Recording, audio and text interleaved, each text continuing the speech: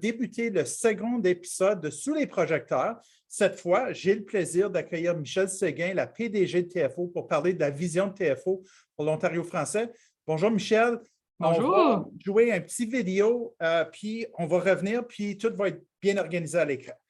OK, merci Peter.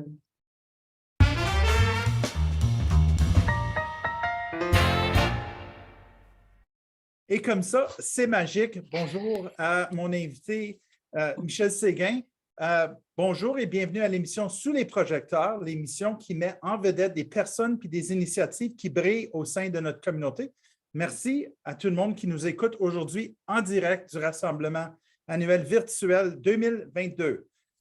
On devrait avoir assez de temps pour prendre des questions du grand public aussi. Moi, j'ai mes questions qui sont prêtes pour Michel, mais si vous avez des questions, si vous voulez alimenter la discussion, vous pouvez nous indiquer dans notre place ou dans le chat du Zoom que vous avez une question. Si vous êtes plus gêné, je peux la poser pour vous. Si vous voulez la poser, on peut vous mettre à l'écran vous aussi pour poser vos questions. Aujourd'hui, comme j'ai dit, je reçois Michel Séguin, la PDG de TFO. Vous allez dire, c'est qui Michel Séguin? Michel, nous, on sait c'est qui Michel Séguin, mais je vais parler un peu de ta biographie, puis ensuite, je vais te laisser rajouter. On me dit que tu es franco-ontarienne, originaire d'Ottawa. Michel Séguin est une comptable professionnelle agréée, une directrice agréée et est titulaire d'un MBA de l'Université Queen's. Elle possède plus de 25 ans d'expérience en haute direction dans le secteur public en tant que vice-présidente des affaires corporatives et de chef de risque à la Société d'assurance dépôt de l'Ontario. Ça sonne comme un job excitant, désolé. Tu as été chef de l'administration et vice-présidente d'Aide juridique Ontario en tant que directrice finance et trésorière de la ville d'Oakville. Puis là, tu te retrouves en télévision. Parle-nous un peu de toi. C'est qui Michel Séguin? OK. Bien, premièrement, merci pour l'invitation, Peter. Puis, je vois qu'il y a plusieurs amis que je reconnais, là, les noms. Donc, c'est le fun d'être parmi vous aujourd'hui. Puis, j'ai eu la chance de participer à la présentation de Brian puis Caroline. Puis, c'était vraiment bien fait. Puis, j'ai vraiment appris beaucoup, moi aussi. Donc, c'est qui, moi? Donc, merci pour le parcours professionnel. Je suis contente que toi, tu l'as fait. Mais qu'est-ce que je pensais de faire? C'est de parler de mes valeurs. Okay. C'est qui, moi? Donc, pour moi, quand mes parents, il y a deux choses qui étaient vraiment valorisées chez nous quand on était jeunes. Premièrement, c'était l'éducation. C'était jamais si on était pour aller à l'université, c'était quand on était pour aller à l'université. C'était ancré dans nous qu'on était pour aller à l'université puis poursuivre une éducation post-secondaire. Donc, ça, c'est vraiment ancré dans moi. L'autre, c'est l'éthique de travail. Dans notre famille, mon père puis ma mère ont travaillé extrêmement fort, puis ça s'est rendu creux dans chacun de nous. Juste pour vous dire, mon père était conducteur d'autobus à Ottawa avec OC Transpo pour un 20 ans de temps. Les autres valeurs pour moi qui sont très, très importantes, c'est l'honnêteté, d'être honnête et ouverte. Puis, c'est une des choses dans le rôle que je suis maintenant, que je trouve qui est très important pour avoir cette relation-là avec les employés. Le respect entre nous. Puis pour moi, qu'est-ce que ça veut dire, le respect? C'est pas juste se respecter entre nous, mais je crois profondément qu'on est toutes également importants dans une organisation. Donc, puisque je suis le DG, je ne suis pas plus important que quelqu'un d'autre qui fasse sa job parce que sans eux, la boîte ne fonctionne pas. Donc, tout le monde a un rôle, tout le monde sont également importants. Donc, l'autre valeur pour moi, puis que j'en parle souvent dans l'organisation, c'est le leadership. Puis, je dis, le leadership appartient pas juste à moi. Le leadership appartient pas juste au comité de direction. Le leadership n'appartient pas juste aux gestionnaires. Le leadership appartient à tout le monde dans l'organisation. Puis, on le voit toujours, on le voit on voit le leadership, je le vois à chaque jour, des personnes qui remontent un leadership, une personne qui voit un problème qui devrait être résolu, puis il prend en charge, puis il résout le problème. Donc, c'est vraiment qui je suis, un peu basé sur mes valeurs. Donc, j'espère que ça vous donne un peu un contexte de qui je suis moi. Merci pour tes commentaires sur les valeurs. Je pense qu'en effet, c'est des éléments qui sont essentiels dans un poste comme le tien, un poste qui est quand même très visible au sein de la communauté franco-ontarienne. Puis quand tu parles de leadership, ça prend quand même ce ton qui est donné au haut d'un organisme qui découle vers le bas. C'est ça qui permet que ça remonte. Parce qu'il n'y a pas d'ouverture, quand ça remonte, ça ne fonctionnera pas. Donc, je suis content de t'entendre parler de ça. Je pense que ce leadership-là, tu es en train de le démontrer depuis que tu es en poste. Tu es en train de démontrer que tu es à l'écoute de la communauté aussi, parce que tu m'en parles des fois dans nos discussions. Quand je regarde ces éléments-là, Michel, parle-moi autour de ça. Qu'est-ce qui t'a donné l'envie d'entreprendre ce gros travail que tu es en train de faire pour la communauté franco-ontarienne à l'intérieur de TFO? Oui. Puis, je pense qu'il y a plusieurs personnes qui sont dans la même situation que moi, mais j'ai presque perdu ma langue maternelle. Moi, j'ai parti d'Ottawa quand j'avais 18 ans, puis j'ai fait mon post-secondaire à l'Université d'Alberta, puis j'ai resté en Alberta pour 12 ans de temps. Donc, j'ai fait toutes mes études en anglais. Puis quand je suis revenue en Ontario, j'ai travaillé en anglais toute ma carrière. Puis, à un temps, j'ai réalisé que, wow, tu sais, j'ai de la misère à parler en français, de revenir. Puis nous autres, on parlait français à la maison tout le temps. Je n'étais presque pas capable de parler anglais quand je suis arrivée en Alberta. Puis donc, ça prend rien de temps à perdre sa langue. Donc, quand l'opportunité est venue vers moi pour venir travailler à TFO, puis c'était un contrat de 6 mois pour boucher un trou, j'ai sauté à l'opportunité de travailler en français pour rattraper ma langue. Donc, puis je pense qu'il y a plusieurs personnes qui sont dans la même situation que moi. Je suis certaine qu'il y a plusieurs personnes qui ont travaillé toute leur vie en anglais, puis leur langue ne vient pas. Donc, vous pouvez voir même là, j'ai de la misère un peu, là, ça s'en vient mieux là, jour à jour. Donc, c'est vraiment ça qui m'a donné le goût de venir à TFO quand j'ai eu l'opportunité, j'ai sauté à ça. Puis, mon implication dans la communauté, l'engagement, ça veut dire qu'elle est récente. Mais l'autre chose, quand je suis arrivée à TFO, j'ai vraiment adoré le mandat de TFO. C'est quoi le mandat comme de soutenir la communauté ontarienne, de soutenir les conseils scolaires avec des matériaux que les enseignants et les enseignantes peuvent amener dans leur classe qui ajouteraient, on espère, un peu de fun dans l'apprentissage pour que les jeunes peuvent continuer leurs études en français, continuer dans l'élémentaire, le secondaire, mais aussi le post-secondaire. Puis, c'est beau de voir qu'on a des universités post-secondaires qui ouvrent en français comme le UF, puis d'autres institutions collégiales à travers l'organisation. Donc, le mandat m'a vraiment pogné. Puis, voir l'impact qu'on peut avoir pour tenir les jeunes francophones dans la communauté francophone pour qu'ils peuvent continuer à étudier en français, mais aussi continuer à travailler en français dans leur carrière. Il y a une pénurie de personnes francophones en Ontario. Donc, vraiment, on les a besoin. Il y a aussi les francophiles dans tout ça. Donc, c'est ça qui m'a vraiment pogné. Puis, écoute, c'est pas mal, les contenus qu'on fait sont cute. L'organisation, ils ont du fun ensemble. Quand ils sont après faire les contenus, puis les productions, t'entends tout le temps les personnes qui rient parce que qu'est-ce qu'ils font, ils adorent qu'est-ce qu'ils font, puis qu'est-ce qu'ils produisent, c'est vraiment incroyable. Donc, c'est ça qui m'a pogné le cœur. Certainement un milieu avec beaucoup de créativité. Parle-nous un peu de ta vision pour TFO au sein de la communauté franco-ontarienne. Oui. Vous êtes quand même une institution qui est très importante pour la francophonie ontarienne. Certainement. Je crois qu'une des choses on a fait un plan stratégique, puis je veux dire, le plan stratégique n'est pas... c'est vraiment un plan de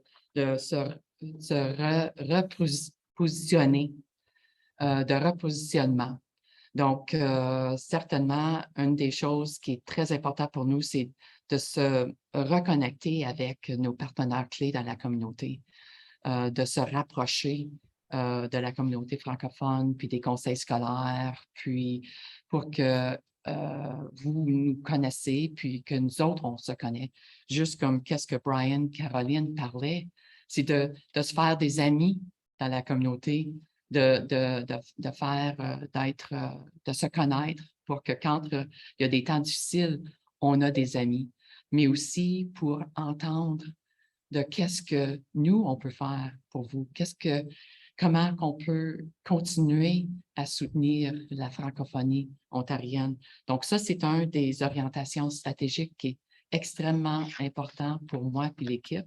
Puis on a quelques personnes qui travaillent, qui viennent de joindre TFO, Joël Drouin, que vous connaissez, puis Céline Bourbonnais, dans le secteur de communication et de marketing. Ces deux personnes-là, on a eu la chance d'aller chercher deux personnes qui connaissent la communauté francophone, puis les conseils scolaires. Donc, ça, c'est la vision pour moi de se réancrer dans la communauté est extrêmement important. Puis, je suis contente qu'on a la chance aujourd'hui de rencontrer, je ne sais pas combien de personnes sont ici sur l'écran, mais au moins, c'est une belle introduction pour moi à vous. Je connais pas la majorité d'entre vous, mais je vous remercie de me donner cette occasion-là, Peter, sous cette format ici pour m'introduire à eux. Mais Michel, tu es chanceuse parce que tu as une soixantaine de leaders et leaders franco-ontariennes dans la salle. Tu es en train de leur donner les messages directement. Puis on sait qu'il y a d'autres personnes qui vont écouter plus tard en différé sur le site Notre Place.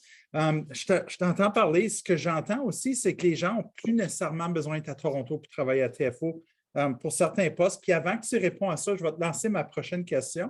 La thématique de notre rassemblement annuel cette année, c'est la pluralité. Tu as parlé un peu de cette diversité qui existe au sein de notre communauté franco-ontarienne. Qu'est-ce que tu fais pour assurer ou pour instaurer cette pluralité-là à l'intérieur de TFO et pour s'assurer que les gens qui travaillent à TFO reflètent cette diversité, cette pluralité au sein de notre communauté? Oui. Je vais en parler sur deux points de vue. La première, c'est nos contenus. Puis on a eu la chance, je pense, Nadine Dupont, productrice exécutive, ça fait 20 ans qu'elle est avec nous.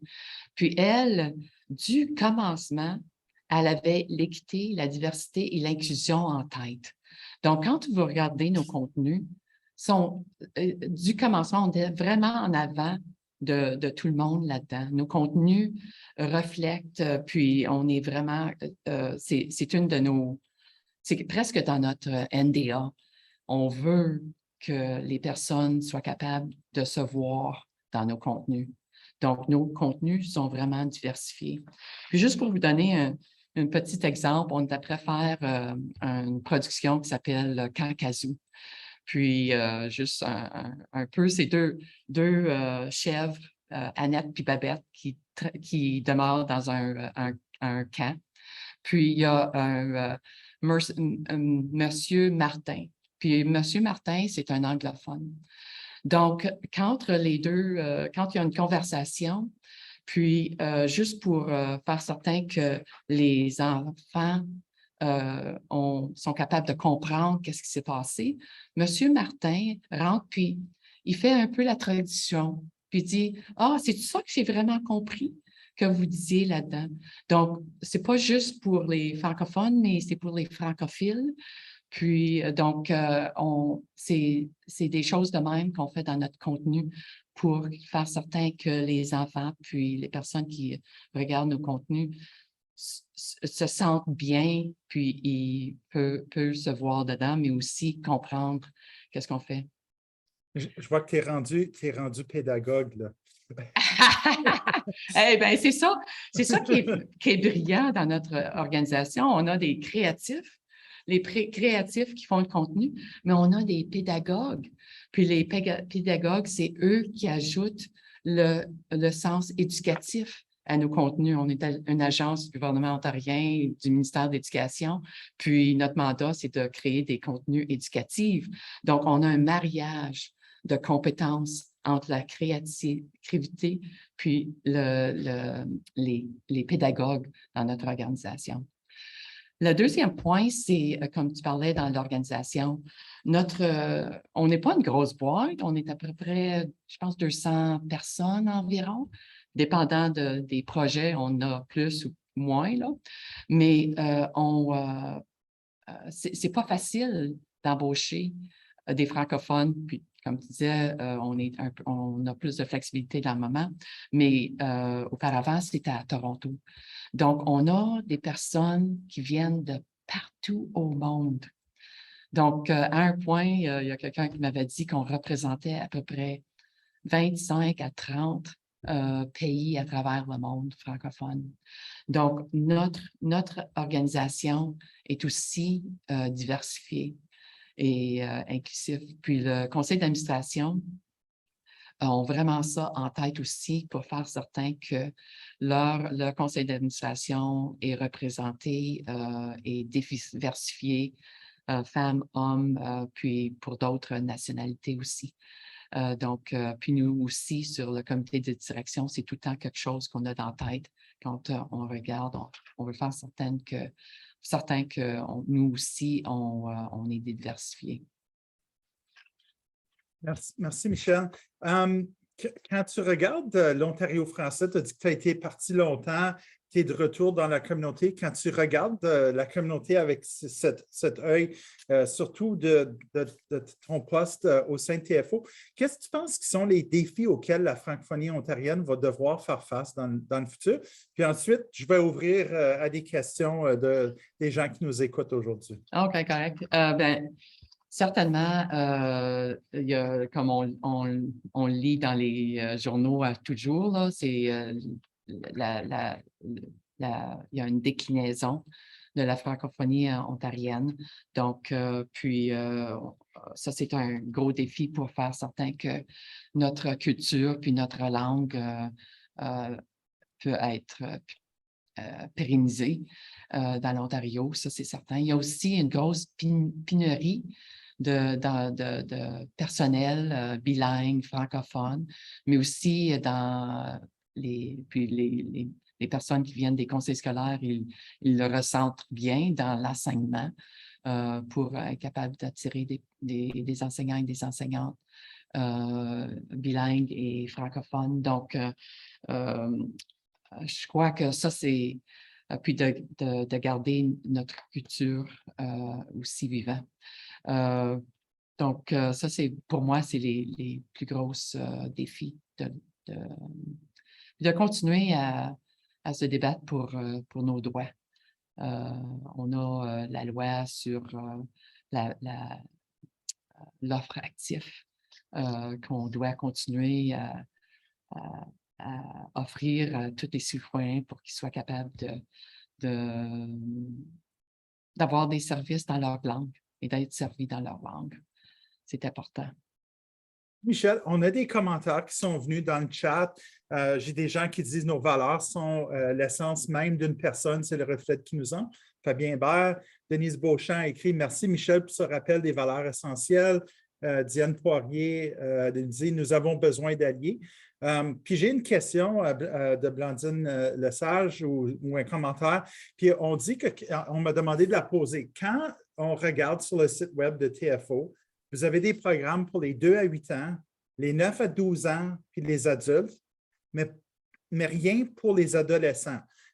Est-ce que ce manque est prévu d'être comblé avec la réorientation du mandat de TFO? Parce qu'on dit que l'adolescence, c'est l'âge où nos jeunes ont des crises d'identité. Je ne m'en rappelle pas, ça fait peut-être trop longtemps, mais justement, les ados de 13 à, on va dire, à 22 ans, est-ce qu'il y a des choses qui sont planifiées pour eux? Il y avait Volt à un moment donné. Là. Oui, oui, oui. Hey, Mon écoute, âge. c'est qui a demandé cette question-là? Blandine. Blondine, bon, tu nous suis de proche parce que c'est intéressant qu'elle a été capable de voir ça si précisément. Certainement, nous autres aussi, on l'a vu.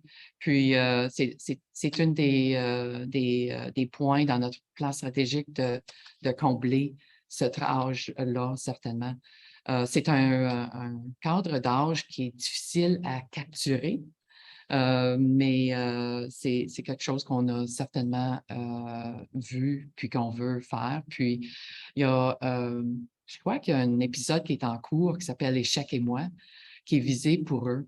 Puis, c'est un épisode une série qui parle des échecs puis comment que les adolescents qui peuvent s'en sortir de ces échecs-là, comment qu'ils s'en sort. Donc Intéressant. oui, merci, oui. Merci. J'ai 2 ados à la maison. Je comprends les dilemmes qui viennent avec les jeunes à cet âge-là. Joanne, je vois que tu as une question pour nous, puis ensuite, on a une autre question en ligne. Il nous reste à peu près 5 minutes pour prendre des questions. Vas-y, Oui, Joanne. salut, Michel. Je sais que vous commencez à passer un peu sur le terrain puis aller rencontrer les gens chez eux. Puis je le sais ça parce que vous êtes passé à Sudbury. Merci pour ça. Je me demande si dans ces discussions-là, il y a eu un aha moment. Est-ce qu'il y a de quoi que la communauté a partagé avec vous que vous n'aviez pas déjà prévu ou que vous n'étiez pas conscient à passer? C'est une bonne question. Je pense que pour moi, le aha moment, puis c'est intéressant parce que on l'avait déjà en tête, c'est que la communauté aimerait qu'on ait je ne veux pas les nommer comme ça, mais comme des comités consultatifs. Tu sais, pour qu'on soit une table où qu'on peut se parler pour qu'on soit capable d'avoir une façon d'écouter la demande.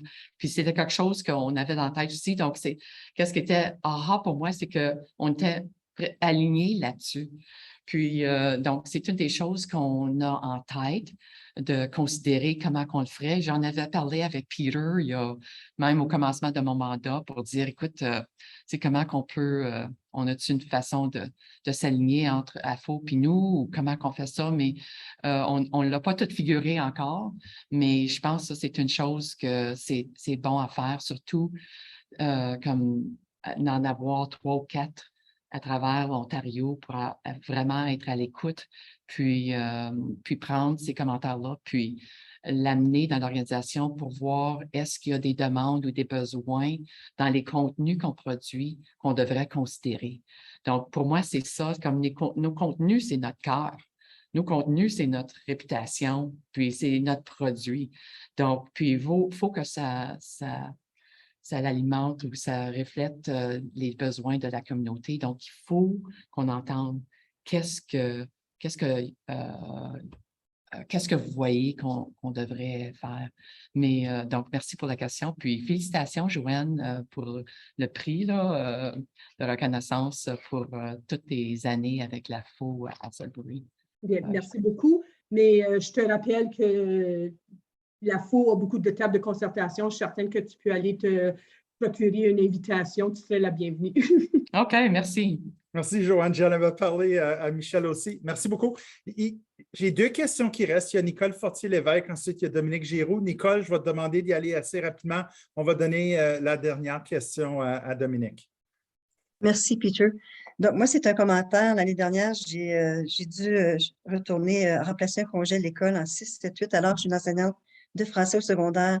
Je tiens à vous remercier énormément du travail que vous faites parce que j'ai eu recours à vos outils pédagogiques, puis ça m'a énormément aidé. Ça a beaucoup facilité ma tâche. Donc, je vous remercie pour ça. Merci, puis je vais passer le remerciement à l'équipe. Oui, on est pas mal fiers de ça. Merci beaucoup. Dominique Giroux avait une question. Je trouve que c'est une belle façon de terminer notre discussion cet après-midi. Vas-y, Dominique. Ah, allô, Dominique. Bonjour Michel, et un gros merci d'être venu à Sudbury récemment. Ma question, évidemment, on est tous très fiers de TFO. TFO, c'est un joyau de la communauté franco-ontarienne. Alors, qu'est-ce qu'on peut faire, nous, comme leaders de la communauté, pour appuyer TFO dans son développement futur?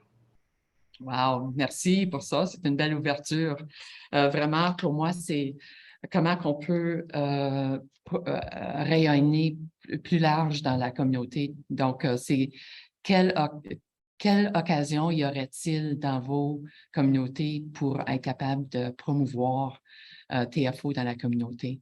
Donc, quand on était à Sudbury, on a eu la chance de parler à la députée Jelena, puis elle disait que des fois, ils ne trouvent pas sur la télé. Donc là, notre équipe va lui envoyer l'information de où se trouver, comment se trouver sur le câble pour qu'elle peut prendre ça puis donner ça à les personnes. Donc, pour moi, c'est de nous donner les occasions où on peut se présenter ou envoyer de l'information pour qu'on soit rayonner à travers l'Ontario pour les amener sur nos contenus. Et Michel, si les gens ont des idées, sont bienvenus de t'envoyer un courriel, de parler aux gens de ton équipe. C'est ce que j'entends, cette ouverture-là de ta part. Merci, oui, certainement. Merci, Peter. Hey, je pourrais-tu terminer puis te remercier pour cette opportunité ici, mais je n'ai pas vu Carole Jolin ici, mais je voulais vraiment remercier Carole Jolin pour le leadership durant ces 6 années comme président du conseil d'administration de l'AFO, puis le travail qu'elle a fait pour la communauté francophone. Donc, si vous pourriez passer mes félicitations et nos remerciements de TFO à Carole, ce serait bien apprécié. Merci beaucoup, Michel. Je vous dis, il y a des gens qui brillent dans notre communauté, des gens comme Michel, la PDG de TFO qui était avec nous aujourd'hui sous les projecteurs. Merci beaucoup aux gens dans l'auditoire qui m'ont aidé à poser des questions. Puis, vous savez, si vous avez des idées pour des futures émissions, laissez-nous savoir parce qu'il y a tellement de belles histoires dans notre communauté franco-ontarienne. Encore une fois, merci beaucoup à Michel Séguin, la présidente directrice générale de TFO. Bonjour tout le monde. Bye-bye. Merci encore.